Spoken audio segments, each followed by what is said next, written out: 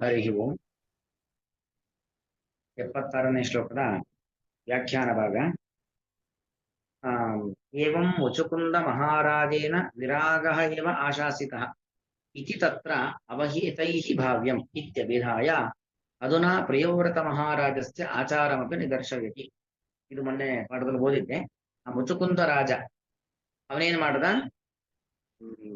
ವಿರಕ್ತಿಯನ್ನೇ ಬಯಸ್ದ.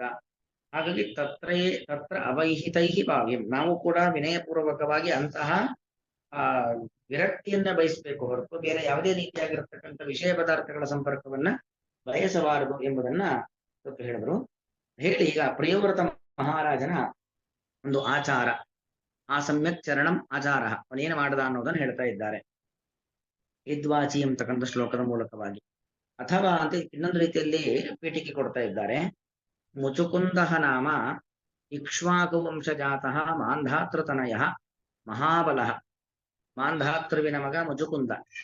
ಇಕ್ಷ್ವಾಕು ವಂಶ, ರಾಮನ ವಂಶದಲ್ಲಿ ಹುಟ್ಟಿರ್ತಕ್ಕಂಥ ಒಬ್ಬ ಮಹಾಬಲಿಷ್ಠನಾಗಿರ್ತಕ್ಕಂಥ ರಾಜ. ಅವನು ದಾನವರ ಜೊತೆ, ದೈತ್ಯರ ಜೊತೆ, ರಾಕ್ಷಸರ ಜೊತೆ ಯುದ್ಧ ಮಾಡ್ಲಿಕ್ಕೋಸ್ಕರವಾಗಿ ನೀವು ಬರಬೇಕು ಅಂತ ಇಂದ್ರಾದಿ ದೇವತೆಗಳು ಕರೆದ್ರು ಅವನನ್ನ. ಇಂದ್ರಾದಿಭಿ ಅಮರವರೈಹಿ, ಇಂದ್ರಾದಿ ಮೊದಲಾಗಿರ್ತಕ್ಕಂಥ ಅಮರವರರು, ಶ್ರೇಷ್ಠರು, ಅಮರವರರು. ಅಸುರ ಪರಿತ್ರಸ್ತೈಹಿ, ಅವರೆಲ್ಲರೂ ಏನಾಗಿದ್ರು? ಅಸುರರಿಂದಾಗಿ ಪರಿತ್ರಸ್ತರಾಗಿದ್ರು. ಇದು ಇಂದ್ರಾದಿಗಳಿಗೆ ವಿಶೇಷಣ. ಅಮರವರ ಮತ್ತು ಅಸುರ ಪರಿತ್ರಸ್ತ.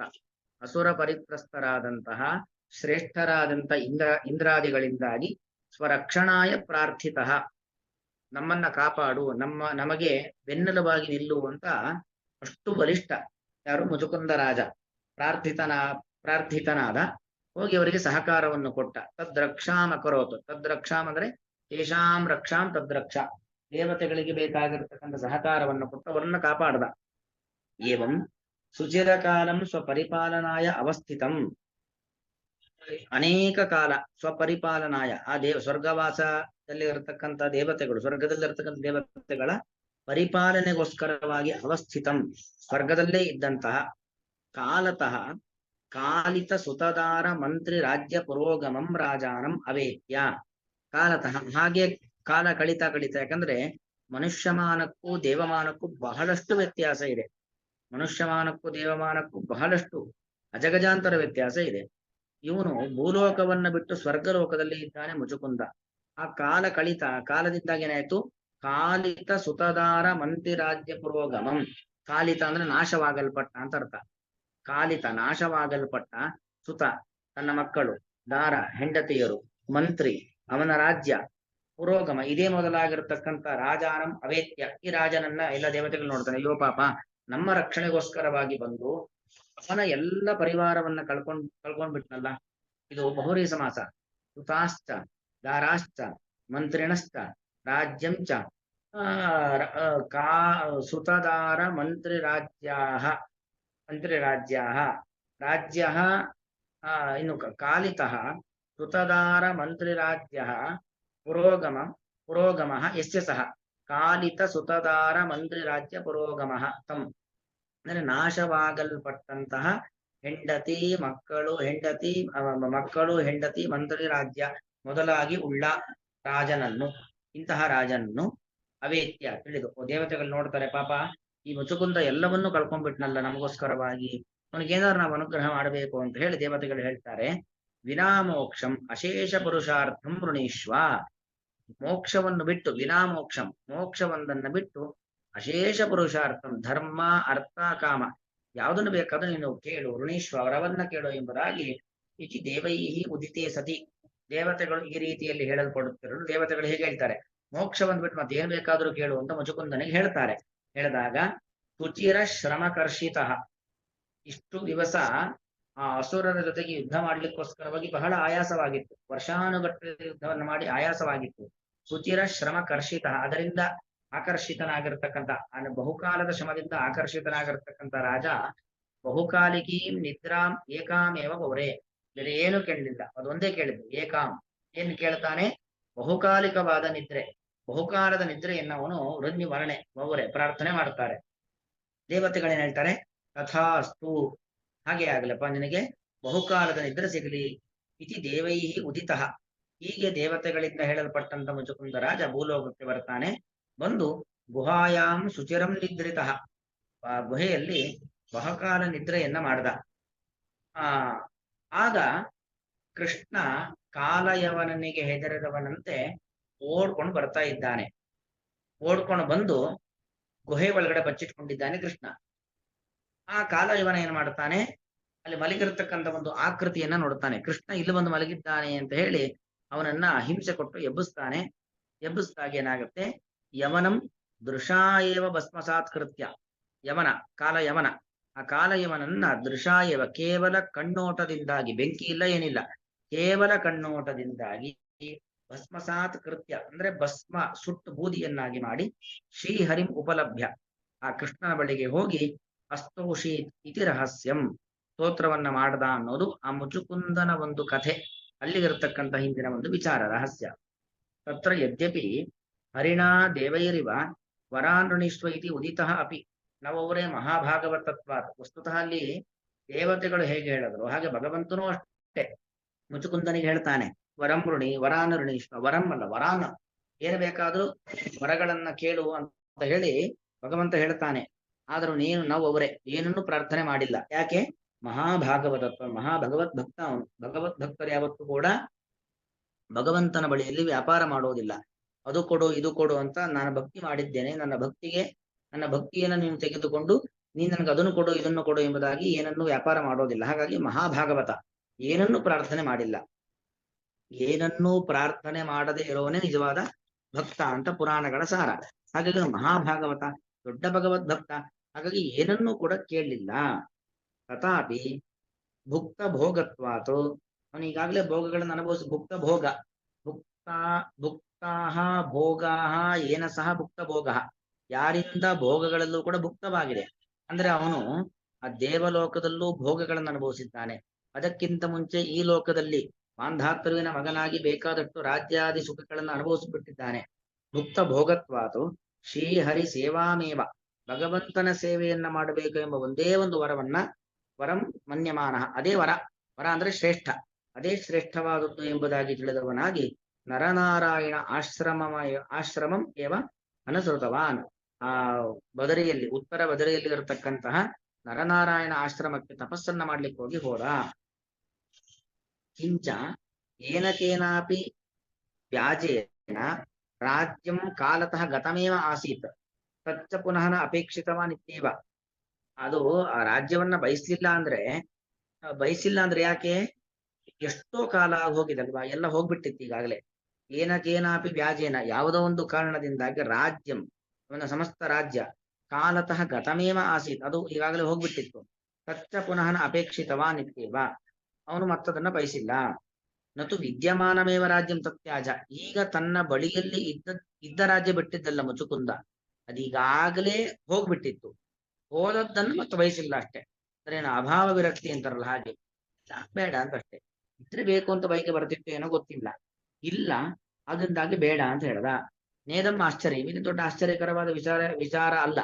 ಯಾಕೆ ಆಶ್ಚರ್ಯ ಅಂದ್ರೆ, ಮುಚುಕುಂದ ವಿರಕ್ತಿಯ ಬಗ್ಗೆ ಮಾತಾಡ್ದ ಅನ್ನುವಂಥದ್ದು ಆಶ್ಚರ್ಯ ಅಲ್ಲ. ಯಾಕೆ ಆಶ್ಚರ್ಯ ಅಲ್ಲ? ಎರಡು ಕಾರಣ. ಒಂದು, ರಾಜ್ಯ ಇಲ್ಲ ಅದನ್ನ ಬಯಸಿಲ್ಲ. ಇನ್ನೊಂದು, ಈಗಾಗಲೇ ಭೋಗಗಳನ್ನ ಅನುಭವಿಸಿ ಆಗಿದೆ. ಭೋಗಗಳನ್ನ ಅನುಭವಿಸಿದವನಿಗೆ ಆ ಭೋಗಗಳೆಲ್ಲವೂ, ಸುಖ ಸಾಮಗ್ರಿಗಳೆಲ್ಲವೂ ಕೂಡ ಎಷ್ಟು ಕ್ಷಣಿಕ ಅಂತ ಗೊತ್ತಾಗಿದೆ. ಅದರಿಂದ ನಮ್ಗೆ ಯಾವುದೇ ರೀತಿಯಾಗಿರ್ತಕ್ಕಂಥ ಫಲ ಇಲ್ಲ ಅಂತ ಗೊತ್ತಾಗಿದೆ. ಹಾಗಾಗಿ ಯಾರು ಯಾವ ಸುಖಗಳನ್ನ, ಯಾವ ಪ್ರಾಕೃತ ವಸ್ತುಗಳನ್ನ ಅನುಭವಿಸಿದ್ದಾನೋ ಅವನಿಗೆ ಅದರ ಬಗ್ಗೆ ವಿರಕ್ತಿ ಹುಟ್ಟುವಂತ ದೊಡ್ಡ ವಿಚಾರ ಅಲ್ಲ. ನೇದಂ ಆಶ್ಚರ್ಯಂ. ಆದರೆ ಅಭುಕ್ತ ಭೋಗೇನ ವಿದ್ಯಮಾನಮೇವ ರಾಜ್ಯಂ ಪರಿತ್ಯಕ್ತಂ. ನೋಡಿ, ಈಗ ಪ್ರಿಯವ್ರತ ಇದ್ದಾನಲ್ಲ, ಸ್ವಯಂಭೂಮನವಿನ ಮಗ ಪ್ರಿಯವ್ರತ, ಅವನು ಹಾಗಲ್ಲ. ಅವನನ್ನು ನೋಡಿ, ಮುಚುಕುಂದ ಆಗಬೇಕಾದ್ರೆ ರಾಜ ಭೋಗವನ್ನ ಅನುಭವಿಸ್ಬಿಟ್ಟಿದ್ದ. ಆದ್ರೆ ಇವನು ಅಭುಕ್ತ ಭೋಗ, ನಭುಕ್ತಂ ಅಭುಕ್ತಂ ಅಥವಾ ನಭುಕ್ತಾಹ ಅಭುಕ್ತಾಹ ಭೋಗಾಹೇನ ಸಹ, ಯಾವ ಭೋಗಗಳು ಕೂಡ ಪ್ರಿಯವ್ರತ ರಾಜನಿಂದ ಅನುಭವಿಸಲ್ಪಟ್ಟಿಲ್ಲ. ಮುಚುಕುಂದನಿಗೂ ಇವನಿಗೂ ವ್ಯತ್ಯಾಸ ಇದೆ. ಹಾಗೆ ಇವನು ವಿರಕ್ತಿಯನ್ನ ಪಡೆಯುವಂಥದ್ದು ದೊಡ್ಡ ವಿಚಾರ. ಮತ್ತಲ್ಲಿ ಮುಚುಕುಂದನಿಗಾಗಬೇಕಾದ್ರೆ ಕಾಲತಃ ಅವನ ರಾಜ್ಯ ಸಂಪತ್ತು ಎಲ್ಲ ಹೋಗ್ಬಿಟ್ಟಿತ್ತು. ಆದ್ರೆ ಇವನಿಗಾಗಲ್ಲ. ವಿದ್ಯಮಾನಮೇವ, ಇವನ ಹತ್ರ ರಾಜ್ಯ ಎಲ್ಲವೂ ಇದೆ, ಇದ್ದದ್ದನ್ನ ಪರಿತ್ಯಾಗ ಮಾಡ್ತಾ ಇದ್ದ. ಇದು ಅಭಾವ ವಿರಕ್ತಿ ಅಲ್ಲ, ಇಲ್ಲ ಅದ್ರ ಬಗ್ಗೆ ವಿರಕ್ತಿ ಹಾಗಲ್ಲ. ಇಟ್ಟು ಅದನ್ನ ಬೇಡ ಅಂತ ಅನ್ಕೊಂತಿದ್ದಾನಲ್ವಾ. ವಿದ್ಯಮಾನಮೇವ ರಾಜ್ಯಂ ಪರಿತ್ಯಕ್ತಂ ಇತ್ಯೇತದ್ ಆಶ್ಚರ್ಯ ಏತದೇವ ಆಶ್ಚರ್ಯ, ಇದು ಬಹಳ ಆಶ್ಚರ್ಯ ಇದು. ಇತ್ಯತಃ ತಾದೃಶಮೇವ ದೃಷ್ಟಂ ಇತ್ಯಾಶಯೇನ ಆಹ. ಹಾಗೆ ಅದನ್ನ ಅವನು ಅಂದ್ರೆ ಅಂತಹ ಒಂದು ವಿಚಾರವನ್ನ ಇಲ್ಲಿ ಹೇಳ್ತಿದ್ದಾರೆ. ಇದು ಆಶ್ಚರ್ಯವಾಗಿರತಕ್ಕಂಥದ್ದು. ತಾದೃಶಮೇವ, ಅವನ ಹತ್ರ ಆ ಯಾವುದೇ ಸುಖವನ್ನ ಅನುಭವಿಸಿಲ್ಲ ಮತ್ತು ಅನುಭವಿಸ್ಲಿಕ್ಕೆಲ್ಲವೂ ಕೂಡ ಕಣ್ಣು ಮುಂದೆ ಇದೆ. ಅಂಥದ್ರ ಬಗ್ಗೆ ಅವನು ವಿರಕ್ತಿಯನ್ನ ತಾಳ್ಕೊಳ್ಳೋದು ಆಶ್ಚರ್ಯ ಎಂಬ ಭಾವನೆಯಿಂದಾಗಿ ಹಿಂದೆ ಮುಚುಕುಂದನ ರಾಜನ ಒಂದು ಪ್ರಕರಣವನ್ನ ಹೇಳಿ ಈಗ ಪ್ರಿಯೋವ್ರತನ ಪ್ರಕರಣ ಉಲ್ಲೇಖ ಮಾಡ್ತಿದ್ದಾರೆ. ಅಂದ್ರೆ ಅದಕ್ಕಿಂತ ಇದು ಇನ್ನೂ ವಿಶಿಷ್ಟವಾಗಿರುವಂಥದ್ದು. ಮುಚುಕುಂದನ ಪ್ರಕರಣಕ್ಕಿಂತಲೂ ಕೂಡ ಪ್ರಿಯವ್ರತನ ಪ್ರಕರಣ ಇಂತಕ್ಕಂಥದ್ದು ಇನ್ನೂ ಎತ್ತರ. ಯಾಕೆ? ಮುಚುಕುಂದನಿಗಾಗಬೇಕಾದ್ರೆ ಭೋಗಗಳನ್ನ ಅನುಭವಿಸಿ ಆಗಿತ್ತು, ವಿರಕ್ತಿ ಬರೋದು ದೊಡ್ಡ ವಿಚಾರ ಅಲ್ಲ. ಮತ್ತೆ ಎಲ್ಲವನ್ನು ಕೂಡ ಕಳ್ಕೊಂಡು ಗುಹೆಯಲ್ಲಿ ಮಲಗಿದ್ದ. ಹಾಗಾಗಿ ಏನೂ ಇಲ್ಲ ಅಂದ್ಮೇಲೆ ಅದ್ರ ಬಗ್ಗೆ ವಿರಕ್ತಿ ಬರುವಂತ ದೊಡ್ಡ ವಿಚಾರ ಅಲ್ಲ. ಇವನು ಹಾಗಲ್ಲ, ಯಾವ ಸುಖವನ್ನು ಅನುಭವಿಸಿಲ್ಲ, ಯಾವ ರಾಜ್ಯವನ್ನು ಕೂಡ ಕಳ್ಕೊಂಡಿಲ್ಲ, ಕೈಯಲ್ಲಿ ಇದ್ದಂತ ಸಂಪತ್ತಿನ ಬಗ್ಗೆ ವಿರಕ್ತಿಯನ್ನು ತಾಳ್ತಾ ಇದ್ದಾನೆ, ಅನುಭವಿಸದ ಸುಖ ಸಾಮಗ್ರಿಗಳ ಬಗ್ಗೆ ವಿರಕ್ತಿಯನ್ನು ತಾಳ್ತಾ ಇದ್ದಾನೆ ಅಂದ್ರೆ ಇನ್ನೂ ಎತ್ತರದ್ದು. ಅದಕ್ಕೋಸ್ಕರವಾಗಿ ಅಂತಹ ಒಂದು ಪ್ರಕರಣವನ್ನ ಇಲ್ಲಿ ಉಲ್ಲೇಖ ಮಾಡ್ತಾ ಇದ್ದಾರೆ ಯದ್ವಾಚಿತಂತ್ಯಾಮ್ ಎಂತಕ್ಕಂಥ ಶ್ಲೋಕದ ಮೂಲಕವಾಗಿ ಅಂತ. ಇದೊಂದು ರೀತಿಯಾದ ಪೀಠಿಕೆಯನ್ನು ಕೊಡ್ತಾ ಇದ್ದಾರೆ, ಎರಡನೇ ಪೀಠಿಕೆ. ಮತ್ತೆ ಮೂರನೇದು, ಅಥವಾ ಅಖಂಡ ಭೂಮಿಪೈಹಿ ಪ್ರಾರ್ಥ್ಯತೆ ಇತ್ಯನಂತರಮೇವ ಅಭಿಹಿತೆ ಕೇತೆ ಅಖಂಡ ಭೂಮಿಪಾಹ ಕಥಂ ವಾ ತಾಂ ತತ್ವಿಜು ಇತ್ಯತಃ ಇತ್ತಮಿತ್ಯಾಹ. ಅಂದ್ರೆ ಅಖಂಡ ಭೂಮಿಪಾಲಕರೆಲ್ಲರೂ ಕೂಡ, ಅಲ್ಲಿ ಹಿಂದೆ ಬಂತಲ್ವಾ, ವನಂ ವಿವಕ್ಷಿಭಿರಖಂಡ ಭೂಮಿಪೈಹಿ ಅಂತ ಬಂತು ಹಿಂದಿನ ಶ್ಲೋಕದಲ್ಲಿ. ಮುಚುಕುಂದ ಹೇಳಿದ್ದು ಎಲ್ಲರೂ ಇದನ್ನೇ ಬಯಸ್ತಾರೆ. ಹಾಗಾದ್ರೆ ಯಾರ್ಯಾರು ಬಯಸಿದ್ದಾರೆ? ಯಾರು ಅಂತ ಭೂಪಾಲಕರು? ಈ ಎಲ್ಲಾ ಸಂಪತ್ತಿನ ಬಗ್ಗೆ ವಿರಕ್ತಿಯನ್ನ ತಾಳುವಂತ ಭೂಪಾಲಕರು ಯಾರು ಅಂತ ಪ್ರಶ್ನೆ ಬಂದ್ರೆ ಅದಕ್ಕೆ ಉತ್ತರದ ರೂಪದಲ್ಲಿ ಈ ಪ್ರಿಯವ್ರತನ ಪ್ರಕರಣವನ್ನ ಇಲ್ಲಿ ಉಲ್ಲೇಖ ಮಾಡ್ತಾ ಇದ್ದಾರೆ. ಅಖಂಡ ಭೂಮಿಪೈಹಿ ಪ್ರಾರ್ಥ್ಯತೆ ಇತ್ಯನಂತರಮೇವ ಅಭಿಹಿತೆ. ಅದಾದ ನಂತರ ಇದನ್ನ ಹೇಳ್ತಾ ಇದ್ದಾರೆ ಕೇತೆ ಅಖಂಡ ಭೂಮಿಪಾಹ, ಯಾರು ಅಂತ ಅಖಂಡ ಭೂಪಾಲಕರು? ಕಥಂ ವಾ ತಾಂ ತತ್ತಿಜು, ಯಾಕೆ ಇಂತಹ ರಾಜ್ಯವನ್ನೆಲ್ಲ ಬಿಟ್ರು ಅಂತ ಪ್ರಶ್ನೆ ಬಂದ್ರೆ ಇತ್ಯತಃ ಇತ್ತಮಾಹ, ಹೀಗೆ ಪ್ರಶ್ನೆ ಬಂದ್ರೆ ಉತ್ತರ ಹೇಳುತ್ತಿದ್ದಾರೆ. ಸ್ವಯಂಭುವ ಮನುಪುತ್ರ ಪ್ರಿಯವ್ರತಃ ನಾರದ ಸೇವೆಯ ಅವಗತ ಪರತತ್ವ ತಸ್ಮಿನ್ನೇವ ಸಮಾವೇಶಿತ ಸಕಲ ಶಾರೀರ ವ್ಯಾಪಾರ, ಒಂದೇ ಶಬ್ದ ಅದು, ತಸ್ಮಿನ್ನೇವ ಸಮಾವೇಶಿತ ಸಕಲ ಶಾರೀರ ವ್ಯಾಪಾರ ಪರಮಹಂಸ ಪದವೀಂ ಅನುರುಂಧಾನಃ ಅವನಿತಲ ಪರಿಪಾಲನಾಯ ಸ್ವಪಿತ್ರ ಪ್ರೀತಿಪೂರ್ವಕಂ ಉಪಮಂತ್ರಿತೋಪಿ ನೈವ ಅಭ್ಯನಂದತು. ಸ್ವಯಂಭುವ ಮನುಪುತ್ರ, ಸ್ವಯಂಭುವ ಮನುವಿನ ಮಗ ಪ್ರಿಯವ್ರತ, ಅವನು ನಾರದರ ಸೇವೆಯನ್ನ ಮಾಡಿ ಆ ನಾರದರ ಸೇವೆಯಿಂದಾಗಿ ಏನ್ ಮಾಡ್ತಾನೆ? ಅವಗತ ಪರತತ್ವ. ಪರತತ್ವ ಅಂದ್ರೆ, ಪರ ಅಂದ್ರೆ ಉತ್ಕೃಷ್ಟವಾದ ಒಂದು ತತ್ವ, ಯಾವುದು? ಭಗವತ್ ತತ್ವ. ಅದನ್ನ ಅವಗತ ತಿಳ್ಕೊಳ್ತಾನೆ. ಭಗವತ್ ತತ್ವವನ್ನು ತಿಳ್ಕೊಂಡು ತಸ್ಮಿನ್ನೇವ, ಆ ಭಗವತ್ ತತ್ವದಲ್ಲಿಯೇ ಭಗವಂತನಲ್ಲಿಯೇ ಸಮಾವೇಶಿತ ಸಕಲ ಶಾರೀರ ವ್ಯಾಪಾರ, ತನ್ನ ಕಾಯಿಕವಾದ ವಾಚಿಕವಾದ ಮಾನಸಿಕವಾದ ಎಲ್ಲಾ ವ್ಯಾಪಾರಗಳನ್ನು, ವ್ಯಾಪಾರ ಅಂದ್ರೆ ಕ್ರಿಯಾ ಅಂತ ಅರ್ಥ, ಅಂದ್ರೆ ಬಾಯಿಯಿಂದ ಆಡುವಂತ ಮಾತು, ಮನಸ್ಸಿನಿಂದ ಮಾಡುವಂತ ಆಲೋಚನೆ, ದೇಹದಿಂದ ಮಾಡುವಂತ ಕ್ರಿಯೆಗಳು, ಅದೆಲ್ಲವನ್ನೂ ಕೂಡ ತಸ್ಮಿನ್ನೇವ ಸಮಾವೇಶಿತ, ಭಗವಂತನಲ್ಲೇ ಇರಿಸಿಬಿಟ್ಟಿದ್ದಾನೆ. ದೇವರ ವಿಚಾರ ಬಿಟ್ಟು ಬೇರೆ ಆಲೋಚನೆ ಇಲ್ಲ, ದೇವರ ವಿಚಾರ ಬಿಟ್ಟು ಬೇರೆ ಮಾತಿಲ್ಲ, ದೇವರ ಕೆಲಸ ಬಿಟ್ಟು ಬೇರೆ ಕೆಲಸ ಇಲ್ಲ. ಈ ರೀತಿಯಾಗಿ ಇರತಕ್ಕಂತಹ ಪ್ರಿಯವ್ರತ ಪರಮಹಂಸ ಪದವಿ ಅನುರುಂಧಾನ. ಪರಮಹಂಸ ಪದವಿ ಅಂದ್ರೆ ಭಗವಂತನಿಗೆ ಸಂಬಂಧಪಟ್ಟಂತಹ ವಿಚಾರ, ಅದನ್ನು ಅನುಸಂಧಾನ ಮಾಡುವವನಾಗಿ, ಅದನ್ನು ಅನುಸರಿಸುವವನಾಗಿ, ಅವನಿತರ ಪರಿಪಾಲನಾಯ ಸ್ವಪಿತ್ರ ಪ್ರೀತಿಪೂರ್ವಕಂ ಉಪಮಂತ್ರಿತೋಪಿ. ಉಪಮಂತ್ರಣ ಅಂದ್ರೆ ಅಕ್ಷತೆ ಕೊಟ್ಟು ಕರೆಯೋದು, ಬರಬೇಕು ಅಂತ. ಅವನ ತಂದೆ ಸ್ವಯಂಭುವವನ್ನು ಕರೀತಾ ಇದ್ದಾನೆ. ಏನಕ್ಕೋಸ್ಕರ ಕರೀತಾ ಇದ್ದಾನೆ? ಅವನಿತಲ ಪರಿಪಾಲನಾಯ. ಅವನಿತಲ ಅಂದ್ರೆ ಭೂಮಂಡಲವನ್ನ ಪರಿಪಾಲನೆ ಮಾಡ್ಲಿಕ್ಕೋಸ್ಕರವಾಗಿ ತನ್ನ ತಂದೆ ಸ್ವಯಂಭುವಮನು ಪ್ರೀತಿಪೂರ್ವಕವಾಗಿ ಕರೆದರೂ ಕೂಡ ನೈವ ಅಭ್ಯನಂದತು, ಅವನದನ್ನ ಸಂತೋಷ ಪಡ್ಲೇ ಇಲ್ಲ. ನೈವ ಅಭ್ಯನಂದತು, ಅದ್ರ ಬಗ್ಗೆ ಬಹಳ ಉತ್ಸಾಹ ಪಡಬೇಕಿತ್ತು, ನನಗೆ ಇಡೀ ಭೂಮಂಡಲದ ಆಧಿಪತ್ಯ ಸಿಕ್ತು ಅಂತ. ಆದ್ರೆ ನೈವ ಅಭ್ಯನಂದತು, ಒಂದು ಚೂರು ಅದ್ರ ಬಗ್ಗೆ ಅವನಿಗೆ ಆಸಕ್ತಿ ಹುಟ್ಲೇ ಇಲ್ಲ, ಖುಷಿ ಪಡ್ಲೇ ಇಲ್ಲ. ಸದಾ ಏವ ಹಿ ಸಕಲ ಜಗತ್ ಅಭಿಪ್ರೇತ ವಿರಾಮ್ ಶಿರೋಮಣಿ ಕಮಲಾಸನಃ ಸಮಾಗತಃ ಮುನಿಂ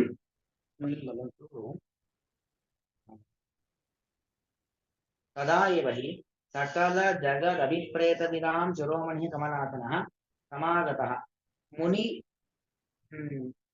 ಮುನಿ ಅನುತತ್ಸುತ ನತಃ.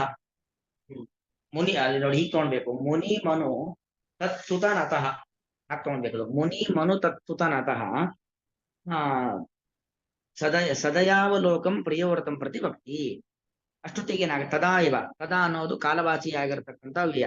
ತದಾ ಇವ ತಸ್ಮಿನ್ನೇವ ಸಂದರ್ಭೆ, ಆ ಕಾಲದಲ್ಲಿ ಏನೇ ಸಕಲ ಜಗತ್ ಅಭಿಪ್ರೇತ ವಿದಾಂ ಶಿರೋಮಣಿ, ಇಡೀ ಜಗತ್ತಿನ ಅಭಿಪ್ರಾಯವನ್ನ ತಿಳಿದವರು ಸರ್ವಜ್ಞರು ಅಂತ ಅರ್ಥ. ಸರ್ವಜ್ಞರು ಬೇಕಾದಷ್ಟು ಜನ ದೇವತೆಗಳಿಗೆಲ್ಲರಿಗೂ ಎಲ್ಲರ ಅಭಿಪ್ರಾಯಗಳು ಗೊತ್ತಿರುತ್ತೆ. ಆದರೆ ಅಭಿಪ್ರೇತ ವಿದಾಂ ಶಿರೋಮಣಿ ಅಂದ್ರೆ ಎಲ್ಲದರ ಬಗ್ಗೆ ತಿಳಿದವರಲ್ಲಿ ಶ್ರೇಷ್ಠರಾದಂಥವರು ಚತುರ್ಮುಖ ಬ್ರಹ್ಮದೇವರು. ಸಕಲ ಜಗತ್ ಅಭಿಪ್ರೇತ ವಿಧಾಂ, ಎಲ್ಲರ ಅಭಿಪ್ರಾಯವನ್ನು ಎಲ್ಲರ ಮನಸ್ಸಿನ ಆಲೋಚನೆಯನ್ನು ತಿಳಿದವರಲ್ಲಿ ಶಿರೋಮಣಿ ಶ್ರೇಷ್ಠರಾಗಿರತಕ್ಕಂಥ ಕಮಲಾಸನ, ಕಮಲವನ್ನೇ ಆಸನವನ್ನಾಗಿ ಮಾಡಿಕೊಂಡಂತ ಬ್ರಹ್ಮದೇವರು ಸಮಾಗತಃ ಬಂದ ತಕ್ಷಣ ಮುನಿ ಮನು, ಮುನಿಯಾಗಿ ಸ್ವಯಂಭುವ ಮನು, ಅವನು ಮುನಿಯಂತೆ ಇದ್ದಾನೆ. ಮತ್ತು ಮನು ತತ್ಸುತ ಯಾರು? ಸ್ವಯಂಭುವ ಮನುವಿನ ಮಗ ಪ್ರಿಯವ್ರತ. ಅವರಿಂದ ತತ್ಸುತ ನತಃ ನಮಸ್ಕರಿಸಲ್ಪಟ್ಟವರಾದರು ಬ್ರಹ್ಮದೇವರು. ಅಂದ್ರೆ ಸ್ವಯಂಭುವ ಮನುವು ಮತ್ತು ಪ್ರಿಯವ್ರತನು ಮತ್ತು ಮುನಿ ನಾರದ ಮುನಿಯು, ಮುನಿ ಅಂದ್ರೆ ನಾರದ ಮುನಿ, ಮತ್ತು ಮುನಿ ನಾರದ ಮುನಿ. ಮನು ಅಂದ್ರೆ ಸ್ವಯಂಭುವ ಮನು, ತತ್ಸುತ ಅಂದ್ರೆ ಸ್ವಯಂಭುವ ಮನುವಿನ ಮಗನಾಗಿರ್ತಕ್ಕಂಥ ಪ್ರಿಯವ್ರತ. ಮುನಿ ಮನು ತತ್ಸುತ ನತಃ, ನಾರದರಿಂದಲೂ ನಾರದ ಮುನಿಗಳಿಂದಲೂ ಸ್ವಯಂಭುವ ಮನುವಿನಿಂದಲೂ ಮತ್ತು ಪ್ರಿಯವ್ರತರಿಂದಲೂ ನಮಸ್ಕರಿಸಲ್ಪಟ್ಟಂತಹ ಬ್ರಹ್ಮದೇವರು ಸದಯಾವಲೋಕಂ ಅಂದ್ರೆ ಅನುಕಂಪೆಯಿಂದ ಸಹಿತವಾಗಿರತಕ್ಕಂಥ ಅವಲೋಕ ನೋಟ. ಸದಯಾವಲೋಕಂ ಅನುಕಂಪೆಯಿಂದ ಸಹಿತವಾಗಿರತಕ್ಕಂಥ ಅವಲೋಕ ನೋಟದ ಮೂಲಕವಾಗಿ ಪ್ರಿಯವ್ರತಂ ಪ್ರತಿಭಕ್ತಿ, ಆ ಪ್ರಿಯವ್ರತನನ್ನು ಕುರಿತು ಆ ಬ್ರಹ್ಮದೇವರು ಈ ರೀತಿಯಾಗಿ ಹೇಳ್ತಾ ಇದ್ದಾರೆ. ಯಥಾಲೋಕೆ ಬ್ರಹ್ಮದೇವರು ಹೇಳ್ತಕ್ಕಂಥ ಮಾತು ಈ ಶ್ಲೋಕದ ಅಭಿಪ್ರಾಯ. ಇಷ್ಟೊತ್ತು ಇದಕ್ಕೆಲ್ಲ ಪೀಠಿಕೆನೇ ಆಯ್ತು. ಈಗ ಈ ಶ್ಲೋಕದ ಅಭಿಪ್ರಾಯ ಹೇಳ್ತಾ ಇದ್ದಾರೆ.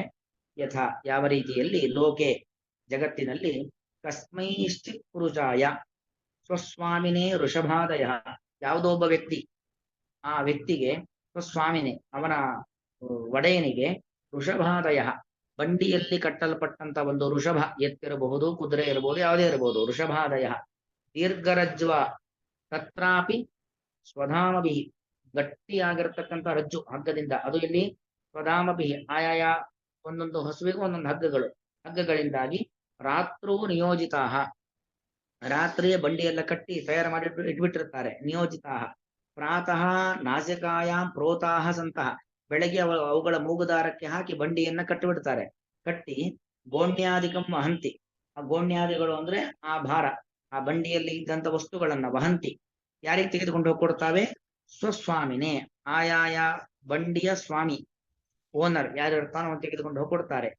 ವಹಂತೀವ ತದ್ವತು ಅದರಂತೆ, ಏವತ್ಸ ಎಲೆ ಮೊಮ್ಮಗನೇ, ವಯಂ ಸರ್ವೇಪಿ ನಾವೆಲ್ಲರೂ ಕೂಡ, ಯಸ್ಯ ಹರೇಹೆ ಯಾವ ಭಗವಂತನ, ವಾಚಿ ಮಾತಿನಲ್ಲಿ, ಮಾತು ಅಂದ್ರೆ ವೇದ ರೂಪವಾಣ್ಯ, ವೇದವೆಂಬ ಮಾತಿನಲ್ಲಿ, ವೇದ ವೇದಾಂತ ಪುರಾಣ ಎಲ್ಲ ಮಾತುಗಳು ಬಂದ್ಬಿಡುತ್ತೆ.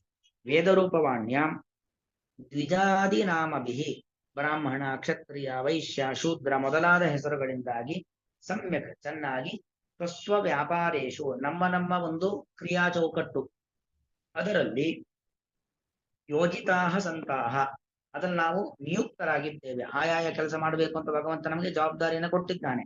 ಹೀಗೆ ಯೋಜಿತಾಹ ಸಂತಹ ಈಶ್ವರಾಯ ಸ್ವಾಮಿನೇ, ನಮ್ಮೆಲ್ಲರ ಸ್ವಾಮಿ ಅಂದ್ರೆ ಯಾರು? ಇನ್ಯಾರೋ ಓನರ್ ಅಲ್ಲ, ನಮ್ಮ ಬಾಸ್ಗಳಲ್ಲ.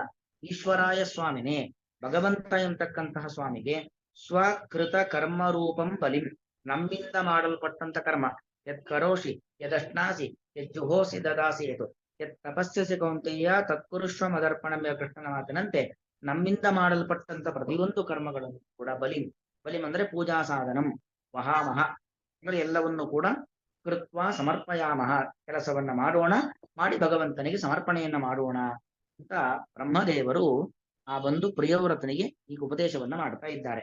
ಇದಕ್ಕೆ ಸಂವಾದಿಯಾಗಿ ಭಾಗವತದ್ದೇ 1ನೇ ಸ್ಕಂದದ ಶ್ಲೋಕವನ್ನ ನಾರದರು ಧರ್ಮರಾಜನಿಗೆ ಹೇಳತಕ್ಕಂಥ ಮಾತು ಅದನ್ನು ಉಲ್ಲೇಖ ಮಾಡ್ತಾ ಇದ್ದಾರೆ ಇಲ್ಲಿ. ಯಥಾಗಾವೋ ನಸಿ ಪ್ರೋತಾಹ, ತಂತ್ಯಾಂ ಬದ್ಧಾಃ ಸದಾಮಭಿಃ ವಾಕ್ತಂತ್ಯಾಂ ನಾಮಭಿರ್ಬದ್ಧಾಃ ವಹಂತಿ ಬಲಿಮೀಷಿತುಃ ಇತಿ. ಹೇಗೆ ಗಾವಃ ಹಸುಗಳು ನಸಿಪ್ರೋತಾಃ ತಂತ್ಯಾಂ ನಸಿಪ್ರೋತಾಃ ಒಂದು ದಾರದ ಮೂಲಕವಾಗಿ ಮೂಗಿನಲ್ಲಿ ಕಟ್ಟಲ್ಪಟ್ಟಿರ್ತಾವೋ, ಸ್ವದಾಮಭಿಃ ಬದ್ಧಾಃ ಆಯಾಯ ಪ್ರತಿಯೊಂದು ಹಸುವಿಗೂ ಪ್ರತಿಯೊಂದು ವೃಷಭಕ್ಕೂ ಕೂಡ ಒಂದೊಂದು ಹಗ್ಗವನ್ನು ಹಾಕಿ ಕಟ್ಟಲ್ಪಟ್ಟಿರ್ತಾವೋ, ಹಾಗೆ ವಾಕ್ತಂತ್ಯಾಂ ಭಗವಂತನ ವಾಕ್ತಂತಿ ಮಾತೆಂಬ ತಂತಿ, ವೇದ ಪುರಾಣ ಉಪನಿಷತ್ತುಗಳೆಂಬ ಮಾತೆಂಬ ತಂತಿಯ ಮೂಲಕವಾಗಿ ನಾಮಭಿಹಿ ಹೆಸರುಗಳೆಂಬ ಅಂದ್ರೆ ಬ್ರಾಹ್ಮಣ ಕ್ಷತ್ರಿಯ ವೈಶ್ಯ ಅಂತಕ್ಕಂಥ ಬೇರೆ ಬೇರೆ ವರ್ಣ, ಬೇರೆ ಬೇರೆ ಉದ್ಯೋಗ, ಬೇರೆ ಬೇರೆ ಕರ್ಮದ ಜವಾಬ್ದಾರಿ, ಆ ನಾಮಗಳಿಂದಾಗಿ ನಾವೆಲ್ಲ ಬದ್ಧರಾಗಿದ್ದೇವೆ. ಬದ್ಧರಾಗಿ ಈಶಿತು ಬಲಿಂ ವಹಂತಿ, ನಾವೆಲ್ಲರೂ ಕೂಡ ಭಗವಂತನಿಗೆ ಹೇಗೆ ಹಸುಗಳು ತಮ್ಮ ಸ್ವಾಮಿಗೆ ಬಲಿಂ ವಹಂತಿ, ಬಲಿಯನ್ನ ಆ ಒಂದು ಸಾಮಗ್ರಿಗಳನ್ನ ತೆಗೆದುಕೊಂಡು ಹೋಗಿ ಕೊಡ್ತಾವೋ, ಹಾಗೆ ನಾವು ತೆಗೆದುಕೊಂಡು ಹೋಗಿ ಕೊಡಬೇಕು. ಅಂದ್ರೆ ಭಗವಂತನ ಆಜ್ಞಾ ಪರಿಪಾಲಕರು ನಾವು, ನಮ್ಮಿಚ್ಛೆಯಂತೆ ಯಾವುದೂ ಕೂಡ ನಡೆಯೋದಿಲ್ಲ ಅಂತ ನಾರದರು ಹೇಳ್ತಕ್ಕಂಥದ್ದು. ಅಂದ್ರೆ ಅಲ್ಲಿ ಈ ಏನು ಕುರುಪಾಂಡವರ ಯುದ್ಧ ಎಲ್ಲ ಮುಗ್ದಿರತ್ತೆ. ಕುರುಪಾಂಡವರ ಯುದ್ಧ ಎಲ್ಲ ಮುಗಿದಂತ ಸಂದರ್ಭದಲ್ಲಿ ಬದರಿಕಾಶ್ರಮದಲ್ಲಿ ಧೃತರಾಷ್ಟ್ರ, ವಿದುರ, ಸಂಜಯ, ಕುಂತಿ, ಗಾಂಧಾರಿ ಅವರೆಲ್ಲ ಇರ್ತಾರೆ, ತಪಸ್ಸು ಮಾಡಿಕೊಂಡಿರುತ್ತಾರೆ. ಆಗ ಅಲ್ಲಿ ಧೃತರಾಷ್ಟ್ರ ಯೋಗ ಬಲದಿಂದ ಶರೀರ ತ್ಯಾಗವನ್ನ ಮಾಡುತ್ತಾನೆ. ಅವರಿದ್ದ ಜಾಗಕ್ಕೆ ಪ್ರತಿನಿತ್ಯ ಧರ್ಮರಾಜ ಹೋಗಿ ನಮಸ್ಕಾರ ಮಾಡಿ ಬರ್ತಾ ಇರ್ತಾನೆ. ಆದ್ರೆ ಒಂದು ದಿವಸ ಹೋದಂತ ಸಂದರ್ಭದಲ್ಲಿ ಆ ಧೃತರಾಷ್ಟ್ರ ಧರ್ಮರಾಜನ ಕಣ್ಣಿಗೆ ಕಾಣೋದಿಲ್ಲ. ಆಗ ಅವನು ಬಹಳ ದುಃಖತಪ್ತನಾಗ್ತಾನೆ. ಧರ್ಮರಾಜ ನನ್ನ ದೊಡ್ಡಪ್ಪ, ತಂದೆಯಂತೆ ಇರತಕ್ಕಂಥವನು, ಪ್ರತಿನಿತ್ಯ ಬಂದು ನಮಸ್ಕಾರ ಮಾಡ್ತಾ ಇದ್ದೆ, ಅವರ ಯೋಗಕ್ಷೇಮವನ್ನ ವಿಚಾರಿಸ್ತಾ ಇದ್ದೆ, ಇವತ್ತು ಕಾಣಿಸ್ತಾ ಇಲ್ವಲ್ಲ ಅಂತ ಬಹಳ ದುಃಖಿತನಾಗ್ತಾನೆ. ಅವನು ಧೃತರಾಷ್ಟ್ರ ಶರೀರವನ್ನ ಬಿಟ್ಟುಬಿಟ್ಟಿರ್ತಾನೆ. ಆಗ ನಾರದರು ಬಂದು ಹೇಳತಕ್ಕಂಥ ಮಾತು, ಎಲ್ಲವೂ ಕೂಡ ಭಗವಂತನ ಇಚ್ಛೆಯಂತೆ ನಡೆಯುತ್ತೆ, ನಾವು ಅವನ ಆಜ್ಞಾ ಪರಿಪಾಲಕರಷ್ಟೇ. ಹೀಗೆ ಆದದ್ದರ ಬಗ್ಗೆ, ಆಗುವುದರ ಬಗ್ಗೆ ನೀನು ಚಿಂತಿಸಿ ಫಲವಿಲ್ಲ ಎಂಬುದಾಗಿ ಉಪದೇಶ ಮಾಡತಕ್ಕಂಥ ಒಂದು ಸಂದರ್ಭ ಈ ಶ್ಲೋಕ. ಯಥಾಗಾವೋ ನಸಿಪ್ರೋತಾಃ ತಂತ್ಯಾಂ ಬದ್ಧ ಸದಾಮಭಿಃ ವಾಕ್ತಂತ್ಯಾಂ ನಾಮಭಿರ್ಬದ್ಧಾಃ ವಹಂತಿ ಬಲಿಮೀಷಿತುಃ ಅನ್ನೋ ಶ್ಲೋಕವನ್ನ ನಾರದರು ಧರ್ಮರಾಜನಿಗೆ ಉಪದೇಶ ಮಾಡತಕ್ಕಂಥ ಸಂದರ್ಭ. ಅದನ್ನು ಕೂಡ ಇಲ್ಲಿ ಉಲ್ಲೇಖವನ್ನ ಮಾಡಿದ್ದಾರೆ. ಅಂತೂ ಇಲ್ಲಿ ಒಟ್ಟು ಧೃತರಾಷ್ಟ್ರ ಇರಬಹುದು, ಮುಚುಕುಂದ ಇರಬಹುದು, ಅವರೆಲ್ಲ ಭೋಗ ಸಾಮಗ್ರಿಗಳನ್ನ ಭೋಗಿಸಿ ವಿರಕ್ತಿಯನ್ನು ಹೊಂದಿರುವಂಥದ್ದು. ಮತ್ತು ಧೃತರಾಷ್ಟ್ರನಿಗೂ ಅಷ್ಟೇ ಯುದ್ಧ ಮಾಡಿ ಎಲ್ಲವನ್ನ ಕಳ್ಕೊಂಡ್ಮೇಲೆ ವಿರಕ್ತಿ ಬಂದಿರುವಂಥದ್ದು. ಮುಚುಕುಂದನಿಗೆ ದೇವಲೋಕಕ್ಕೆ ಹೋದ ನಂತರದಲ್ಲಿ ವಿರಕ್ತಿ ಬಂದಿರತಕ್ಕಂಥದ್ದು. ಆದ್ರೆ ಪ್ರಿಯವ್ರತನಿಗೆ ಹಾಗಲ್ಲ, ಎಲ್ಲವೂ ಅವನ ಕೈಯಲ್ಲಿ ಇತ್ತು, ಎಲ್ಲವೂ ಅವನ ಕೈಯಲ್ಲಿ ಇದ್ದಾಗ ವಿರಕ್ತಿ ಎಂಬುದು ಬಂದಿರತಕ್ಕಂಥದ್ದು. ಮತ್ತು ಯಾವುದನ್ನು ಅನುಭವಿಸಿಲ್ಲ, ಯಾವ ಸುಖಗಳನ್ನು ಅನುಭವಿಸದೆ ವಿರಕ್ತಿಯನ್ನು ಬಂದಿರತಕ್ಕಂಥದ್ದು. ಹಾಗಾಗಿ ಇದು ಅತಿ ಉತ್ಕೃಷ್ಟವಾದ ವಿರಕ್ತಿ ಅನ್ನೋ ಅಭಿಪ್ರಾಯದಲ್ಲಿ ಆ ಪ್ರಿಯವ್ರತನ ವಿರಕ್ತಿಯ ಪ್ರಕಾರವನ್ನು ಇಲ್ಲಿ ಉಲ್ಲೇಖ ಮಾಡಿದ್ದಾರೆ. ಯದ್ವಾ ಚಿತಂತ್ಯಾಂ ಗುಣಕರ್ಮ ನಾಮಭಿಃ ಸ್ವದಾಮಭಿರ್ವತ್ತ ವಯಂ ಸುಯೋಜಿತಾಃ ಸರ್ವೇ ವಹಾಮೋ ಬಲಿಮೀಶ್ವರಾಯ ಶ್ರೋತಾನಸೀವದ್ ವಿಪದೇ ಚತುಷ್ಪದಃ.